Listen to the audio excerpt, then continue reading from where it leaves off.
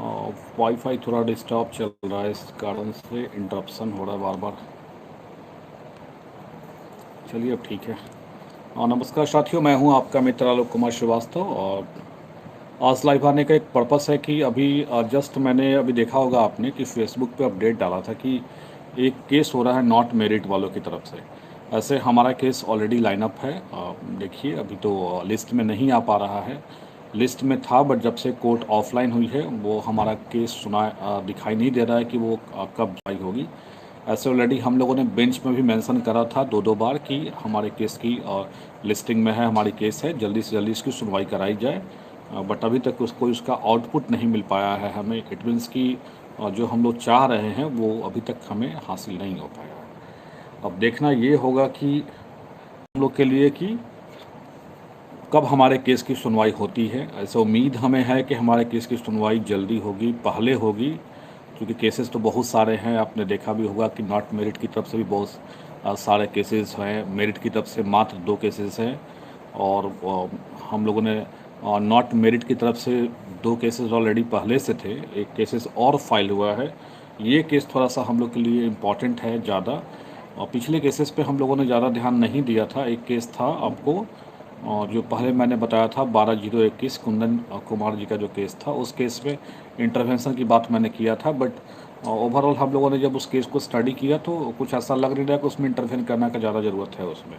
लेकिन एक केस जो अभी जिसकी जानकारी हम लोग को आज मिली है, ऐसे तो जानकारी 2 दिन पहले मिली थी, बट उसका केस नंबर वगैरह अभी जस्ट मिला है, डिटेल्स उसका।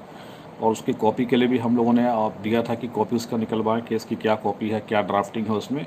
तो वो सारा चीज़ निकल के आ चुका है। केस है CWJC 17/143/2021। और इसमें 2 लोग पिटिशनर हैं, एक है पंकज कुमार सिंह और एक है आपको कुंदन कुमार। तो ये 2 लोग पिटिशनर हैं और इन दो का जो मांग है वो काफ़ी खतरनाक मांग एक तरह से उन्होंने कर रखा है। एक तरह से उन्होंने मांग किया है कि जो विज्ञापन है, विज्ञापन की कंडिका 2 और कंडिका जो 12 है, जो हमें सर्टिफिकेट का राइट देता है कि सिर्फ जो मेरिट में लोग आएंगे उनको ही सर्टिफिकेट प्रोवाइड किया जाएगा। तो उसको ये लोग नियुक्ति नियमावली से रिलेट किए कि नियुक्ति नियमावली में मेरिट बनाने का जो प्रोविज़न है वो नियोजन इकाई को है, इसलिए BSEB को मेरिट बनाने का राइट नहीं है। इसलिए इस क्लॉज 2 और क्लॉज 12 जो हमारा है विज्ञापन की कंडिका 2 कंडिका 12, उसको हटाने का प्रेयर इन लोगों ने किया है। खैर कोई बात नहीं है, लेकिन पहला तो फोकस हम लोग का अपना केस ही है कि पहले हम लोग की केस की सुनवाई हो जाए जल्दी। प्रयास जारी है, लगातार जारी है। भले ही आपको लग रहा होगा कि हम लोग बैठे हैं, बट ऐसा कुछ भी नहीं है। लेकिन कोर्ट का जो सिस्टम है अभी अब पता कर लीजिए, अगर कोई आपके जान पहचान के कोई एडवोकेट हो या कोई भी आपके परिचित अगर हाई कोर्ट में हो तो उनसे ज़रा पता कर लीजिए कि अभी केस की क्या स्थिति है। तो दैट्स वाई हम लोग का केस का सुनवाई नहीं हो पा रहा है। और थोड़ा सा निराशा है इस बात को लेके कि जल्दी सुनवाई हो जाती तो थोड़ा सा अच्छा रहता हम लोग के लिए। और लेकिन प्रयास हम लोग का लगातार जारी है कि सुनवाई हमारे केस की जल्दी से जल्दी हो। लेकिन अगर इन केस हमारे केस की सुनवाई नहीं होती है जल्दी, और अगर हो भी जाती है तो फर्स्ट हियरिंग में तो केवल ज़्यादा कुछ होता नहीं है, काउंटर वगैरह की बात होती है। तो अगर जल्दी जल्दी हमारे केस की सुनवाई हो जाती है तो अच्छी बात है। बट अगर ये वाला केस जो अभी मैंने बताया आपको CWJC 17/143/2021 पंकज कुमार सिंह और कुंदन कुमार 2 लोग पिटिशन इसमें बने हुए हैं। इन दोनों ने मांग करा है कि जो क्लॉज 2 और क्लॉज 12 है वो नियुक्ति नियमावली के अगेंस्ट है, उसको हटाने के लिए। तो हम लोग इस केस में निश्चित रूप से इंटरवेन करेंगे। बट पहले हम लोग चाहते हैं, अपना केस हमारा प्रायोरिटी है कि हमारा केस की सुनवाई हो जल्दी और उसके अकॉर्डिंग हम लोग आगे बढ़ें। रही बात गवर्नमेंट की एक्टिविटीज़ की कि गवर्नमेंट मेरिट वालों के लिए कुछ वेटेज अंक देने का प्रोविज़न कर रही है या क्या एग्जैक्ट कर रही है, अभी तो कुछ कहना जल्दीबाजी होगा। जब तक नियमावली बन के नहीं आ जाती है आप ऐसे नहीं कह सकते हैं कि क्या होगा नहीं होगा। हाँ, लेकिन उम्मीद है कि नियमावली पे काम हो रहा है। और जो मैंने बताया था उसके बारे में आप लोगों ने भी सुना है, अपने स्तर से भी कंफर्मेशन आप लोग को मिल रहा होगा कि कुछ ना कुछ हो रहा है ज़रूर नियमावली के संदर्भ में। यानी कुछ ना कुछ नियमावली पे कार्य चल रही है। अब वो कार्य किस संदर्भ में है, क्या होगा नहीं होगा, ये अभी कहना जल्दीबाजी होगा हमारे लिए कि क्या उसमें होने जा रहा है। हाँ, लेकिन ये जो केस हमारा है ये काफ़ी इम्पोर्टेंट केस है। इस केस को हम लोग डील करेंगे, इंटरफेन भी करेंगे इस केस में। अगर हमारे केस की सुनवाई जल्दी जल्दी हो रही तब तो अच्छी बात है, बट अगर नहीं होती है इन केस, भगवान से प्रार्थना करिए कि हमारे केस की सुनवाई जल्दी हो। हम लोग पूरा प्रयास कर रहे हैं कि केस का सुनवाई जल्द से जल्द हो। लेकिन अब हमारे हाथ में कुछ है नहीं। अब तो मैंने पहले बताया कि अगर आपके हाथ में अगर कोई होगा, अगर आपके जानकारी में कोई हाई कोर्ट में, तो पता करिए कितना मुश्किल हो रहा है केस की सुनवाई करा लेना। तो दैट्स वाई हमें थोड़ा सा प्रॉब्लम है। बट इस केस में काफ़ी इम्पोर्टेंट है ये CWJC 17-143/2021। इस केस को हम लोग छोड़ने वाले नहीं हैं किसी हाल में। और जो लोगों ने ये मंसूबे पाल लिए हैं कि क्लाउज 2 और क्लाउज 12 हट जाएगा, वो दिन में सपना देखना बंद कर दें। सबसे पहली तो बात यह है कि जब आप उस एग्ज़ाम को दे चुके हैं, ये तो ऑलरेडी जजमेंट में, हमारे ही केस के जजमेंट में था जब हम लोग पहली बार केस किए थे, तो उसमें ही ये जजमेंट में था कि अगर आप किसी गेम में पार्टिसिपेट कर जाते हैं उसके नियमों को जानते हुए, तो फिर आप ये नहीं कर सकते हैं कि हाँ इसका नियम गलत है। तो नियम अगर गलत था तो आप उसी समय ऑब्जेक्शन करते। इतना बड़ा अगर जानकार आप हैं कि ये एलिजिबिलिटी टेस्ट था, ये नियुक्ति नियमावली के अकॉर्डिंग नहीं था, तो ये ऑब्जेक्शन आपको एट दैट टाइम करना चाहिए था जब आपने एग्जामिनेशन दिया। आप 2-2 बार, 3-3 बार, 4-4 बार परीक्षा हो गई, 4 बार परीक्षा देने के बाद आपको लगता है कि नहीं, आप नींद से जगते हैं कि नहीं ये जो है वो एलिजिबिलिटी टेस्ट वाला एग्ज़ाम है, ये मेरिट वाला एग्ज़ाम नहीं है। और सिर्फ इसलिए चूँकि आप मेरिट में नहीं हैं, इस कारण से। एक बात मैं आप लोग को और बता देता हूँ, बहुत लोग सोच रहे हैं कि इस विज्ञापन से, इसको ज़रा ध्यान से सुनिएगा मैं क्या बोल रहा हूँ। बहुत लोग ये सोच रहे हैं कि विज्ञापन से जो मेरिट बना है उस मेरिट से नियुक्ति हो जाएगी। ये आप जान लीजिए कि विज्ञापन सिर्फ आपको राइट देता है एलिजिबिलिटी का, क्योंकि ये एलिजिबिलिटी टेस्ट थी लेकिन ये कंडीशनल एलिजिबिलिटी थी। और इसने कहा था कि जितनी सीट होगी उतने ही लोग एलिजिबल होंगे। तो सवाल उठता ये है कि जब जितनी सीटें हैं उतने ही लोग एलिजिबल होंगे, तो नियोजन निकाय में तो उतने ही लोग जाएंगे।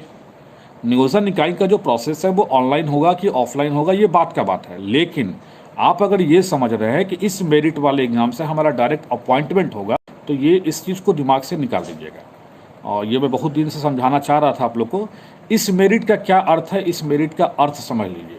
इस मेरिट का अर्थ है कि आप एलिजिबल हैं, और जो नॉट मेरिट में हैं उनका अर्थ है कि वो एलिजिबल इस विज्ञापन से नहीं है। लेकिन सरकार ने बाद में जो चेंजेस करा कि उसने बोला कि नहीं, जो मिनिमम कट ऑफ जितने भी लोग लाएंगे वो सब लोग एलिजिबल हो जाएंगे। तो इसी चीज़ को हम लोग, उसी के लिए हम लोग जा रहे हैं। मेनली हम लोग का कोर्ट जाने का पर्पज़ सिर्फ इतना ही है कि आपने कहा था कि सिर्फ इतने ही लोग एलिजिबल होंगे, तो अब आपने ये डिसीजन कैसे ले लिया कि आप सीट से ज़्यादा लोगों को एलिजिबल बना रहे हैं। ये जो विज्ञापन है उसके अगेंस्ट है। और साथ ही साथ उन्होंने ये भी कह दिया कि मेरिट नॉट मेरिट दोनों बराबर रहेगा। तो हम लोगों ने ये भी प्ली ले लिया कि दोनों अनइक्वल लोगों को कैसे आप ट्रीट करिएगा कि इक्वल वो लोग हैं। इक्वली ट्रीट कैसे किया जा सकता है दो अनइक्वल लोगों को। लोग ये समझ रहे थे, जो हमारे विरोधी हैं वो समझ रहे थे कि हम लोग अपना जो केस की ड्राफ्टिंग करेंगे उससे डायरेक्ट अपॉइंटमेंट की मांग करेंगे।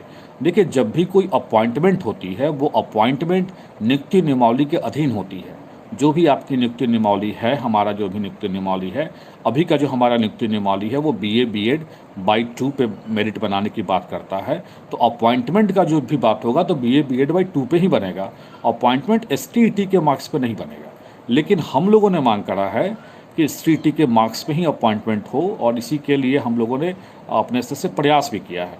लेकिन अगर आप ये समझ रहे हैं कि इस एग्ज़ाम के मेरिट में आ जाने से आपका डायरेक्ट अपॉइंटमेंट होने जा रहा है, तो ऐसा नहीं है। हाँ, हम लोग एलिजिबल होंगे।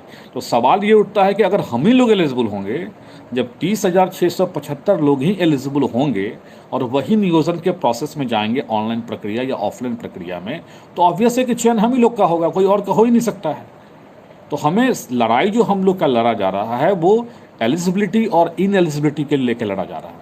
हम लोग का कहना है कि अकॉर्डिंग टू एडवर्टीजमेंट सिर्फ 30,675 लोग ही एलिजिबल हैं। बाकी जो लोग हैं वो एलिजिबल नहीं हैं अकॉर्डिंग टू एडवर्टीजमेंट। लेकिन गवर्नमेंट का जो लेटर था 26 जून का, उस लेटर ने उनको भी एलिजिबल कर दिया। जो 50,000 जो नॉट मेरिट में थे उनको भी एलिजिबल कर दिया है। तो सिर्फ हम लोग को एलिजिबिलिटी और इनएलिजिबिलिटी की बात करनी है, और इसी पे हम लोग की लड़ाई है। कोर्ट में भी हमारी ड्राफ्टिंग पूरी तरह से इसी पे फोकस है। और ये मैंने पहले भी आपको इस बारे में डिस्कस करा है कि हमारा सिर्फ मांग ये है कि विज्ञापन के अकॉर्डिंग सीट से ज़्यादा लोग एलिजिबल नहीं हो सकते हैं। तो जब सीट से ज़्यादा एलिजिबल नहीं हो सकते हैं तो सरकार ने सीट से इतना ज़्यादा रिजल्ट, जहां सीटें 37,000 डिक्लेयर थी और बोला गया था कि इतने ही लोग को एलिजिबल बनाया जाएगा। आई नो कि दैट सीटें की डायरेक्ट अपॉइंटमेंट की नहीं है, लेकिन वो प्रपोज वैकेंसी है कि उस वैकेंसी को भरा जाना है इसी STET पास लोगों के द्वारा। तो ये ऑब्वियस है कि सीट के अकॉर्डिंग रिजल्ट देना था, बट गवर्नमेंट ने contrary to the advertisement 80,000 result दे दिया 37,000 के बदले में। That's why we have go to in the court. यही कारण है कि हम लोग कोर्ट की शरण में गए हुए हैं। तो इस चीज़ को समझ लीजिए बात की क्या है। तो नियमावली तो इतना अगर जानकारी नहीं रहता तो केस में ड्राफ्टिंग होता क्यों, ये बताइए ना आप। और आप लोग फिर हमारे केस में इंटरफेयर करने क्यों आते, जब आप लोग ऐसे ही आपको गवर्नमेंट बना दी है, एलिजिबल बना दी है नॉट मेरिट वाले को, तो फिर तो आपको ज़रूरत था ही नहीं हमारे केस में इंटरफेयर करने का। जब सरकार ने आपको ऑलरेडी एलिजिबल बना ही दिया है, सरकार ऑलरेडी आपके फेवर में है जैसा आप लोग कहते हैं, देन इंटरफेयर इट मीन्स कि आपको डर है कि कहीं ना कहीं कुछ हो सकता है। इसलिए आपको भी चीज़ें ये समझनी चाहिए कि हम लोग का जो मांग है वो क्या है और हम लोग की लड़ाई क्या है। हाँ, अगर गवर्नमेंट नियुक्ति नियमावली में संशोधन करके अगर ये प्रोविज़न ला दे कि STET के अंकों पे मेरिट बनाया जाएगा, तो हम लोग ऑब्वियस है कि जितने लोग मेरिट में हैं वो फिर से मेरिट में रहेंगे। इसलिए हम लोग का जो मांग है वो STET के अंकों पे मेरिट बनाने को लेके है कि STET के जो अंक हैं उस अंक पे मेरिट बनाने का प्रोविज़न गवर्नमेंट के द्वारा किया जाए। हाँ, गवर्नमेंट क्या प्रोविज़न करती है नहीं करती है, अभी तो गवर्नमेंट नियमावली में कुछ चेंजेस करने जा रही है, कुछ चेंजेस पे काम चल रहा है। इसलिए क्या चेंजेज हो रहा है और क्या उस पर होगा, इस पे हमें नहीं जाना है। हमारा जो फोकस है मेन अपने केस पे है कि हम अपना केस को फोकस करें। आप लोग समझ रहे हो कि हाँ सर ने कहा कि कुछ वेटेज मिलने जा रहा है या कुछ भी, ऐसा कुछ भी नहीं है। वेटेज वगैरह मिलने की बात अगर है तो गवर्नमेंट अपना डिसाइड करेगी कि वो किस आधार पर वेटेज देगी। ऐसे पुराना जो नियमावली था उसमें तो वेटेज देने का था कि जो 60 से 70% रहेंगे उनको 2 नंबर, 70 से 80 रहेंगे वो 4 नंबर, 80% से 90% रहेंगे उनको 6 नंबर, 90% से ऊपर रहेंगे उनको 8 नंबर, ऐसे करके कुछ था प्रोविज़न। पहले का ये प्रोविज़न था, 2012 का था। लेकिन वर्तमान परिप्रेक्ष्य में गवर्नमेंट क्या बना रही है और वेटेज अंक देने का STET अंकों का, चूँकि न्यू एजुकेशन पॉलिसी में भी ये बात है कि TET के अंकों को जो है जोड़ा जाना चाहिए। दैट्स वाई हमें लग रहा है कि गवर्नमेंट कुछ चेंजेस कर रही है, बट चेंजेस क्या होगा नहीं होगा अभी ये कहना जल्दीबाजी है। लेकिन हम लोग की लड़ाई जो है सिर्फ एक ही लड़ाई है, एलिजिबिलिटी और इनएलिजिबिलिटी। हम लोगों का कहना है कि हम लोग एलिजिबल केवल हैं और गवर्नमेंट कह रही है कि नहीं, जितने भी मिनिमम कट ऑफ जो पार हैं वो सब लोग एलिजिबल हैं। जबकि विज्ञापन का जो टर्म एंड कंडीशन है वो कहता है कि सिर्फ सीटों के अकॉर्डिंग ही लोगों को एलिजिबल बनाना है। I am repeating the word eligible, we are eligible. बस ये चीज़ ध्यान रखिएगा कि हम लोग एलिजिबल हैं। We can not demand directly appointment. लेकिन सवाल ये उठता है कि जब हम एलिजिबल हैं और नियोजन के प्रोसेस में ऑनलाइन ऑफलाइन जो भी होगा, अगर हम जाएंगे तो अपॉइंटमेंट तो हमारी ही होगी। दैट्स वाई वी डिमांडेड कि इतने ही लोग एलिजिबल हैं। बट ये आप अगर सोच रहे हो कि डायरेक्ट हमारी अपॉइंटमेंट हो जाएगी इस एग्ज़ाम से, तो वो नहीं हो सकती है। वो नहीं इसलिए हो सकती है क्योंकि नियुक्ति नियमावली जो है वो इस बात का प्रोविज़न करता है कि जो मेरिट बनेगा वो मेरिट BA और B.Ed के अंकों के आधार पर बनेगा। इस पे आप डायरेक्ट अपॉइंटमेंट की मांग तब कर सकते हैं जब नियुक्ति नियमावली में संशोधन हो जाए कि केवल STET के अंकों पे जो है वो मेरिट बनेगा। इस चीज़ के डिफरेंस को समझ लीजिए, मैं क्या समझाना चाह रहा हूँ आप लोग को। और इसी कारण से हम लोगों ने सिर्फ मांग किया है एलिजिबिलिटी के लिए। अब अगर देखो, पहले तो इन लोगों ने केस किया कि हम लोग मेरिट में नहीं थे, हम लोग मेरिट में थे और हमको मेरिट से बाहर कर दिया गया है। केस वो जल्दीबाजी में उन्होंने फाइल कर दिया। लेकिन जब केस फाइल हो गया 12/021, बाद में इनको लगा कि नहीं, हम लोग तो मेरिट में नहीं हैं। और तब इनको अंदेशा हुआ कि हमारी जो है ये एग्ज़ाम अगर केवल क्वालिफाइड एग्ज़ाम होगी तो हम इसमें आ सकते हैं, फाइट कर सकते हैं। दैट्स वाई इन्होंने फिर से एक नया केस किया CWJC 17/143/2021, और जिसमें इन्होंने डिमांड किया कि क्लॉज 2 और क्लॉज 12 एडवर्टीजमेंट जो निकला हुआ है उसके इस क्लॉज को हटाया जाए, बिकॉज नियुक्ति की जो नियमावली है उससे ये मेल नहीं खाती है। ये ऑब्वियस है, नियुक्ति की नियमावली से ये मेल नहीं खाती है, लेकिन ये एग्ज़ाम की नियमावली है, STET की नियमावली है। और बिहार सरकार के पास STET के लिए कोई स्पेसिफिक नियमावली नहीं है।